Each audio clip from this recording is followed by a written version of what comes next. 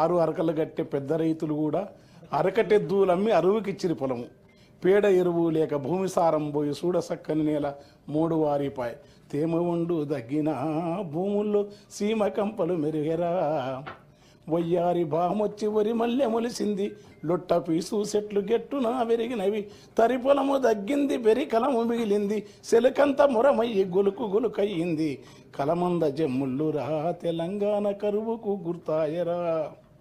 గుక్కిచ్చి గుక్కిచ్చి bore దుంకుతుంటే ఒక్కటన్నా మడి సిక్కగా దడవదు.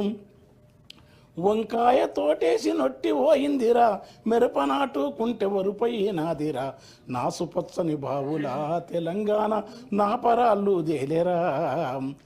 కంటె కానుపు కొరకు సస్తె బొంద కొరకు ఉలస పోయిన జనము వచ్చిపోతుంటారు. సావు పుట్టుకల మధ్య తప్పని పెళ్లికి ఇండ్ల సున్నాలేసి ఎగురంగ చేసేరు. పెళ్లి వెళ్ళిన నెలకురా ఇండ్లన్నీ పెంట కుప్పాలైతవి. దగ్గు దమ్ము టీబీ కక్కుడా బేదులతో 30 ఏండ్లక ఈడ ముసలితనముస్తాది. నెలకు 3కు పైగా పీనుగలు లేవంగా పల్లె చుట్టూ పాడే కట్టెలు బూడిదాయే.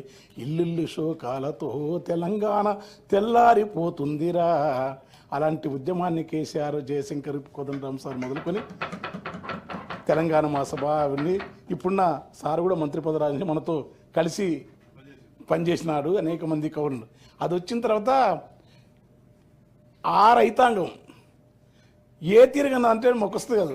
గలగల గల కాలువలల్ల మిలమిల సెందమామ చేతి కందినట్టు మనసెంతకొచ్చినట్టు ఎంతలింత మార్పు ఏది కేసీఆర్ చూపే ఈ తూర్పు అని ఒక సూర్యకాంతిని చూపినని రాసినాను నేను.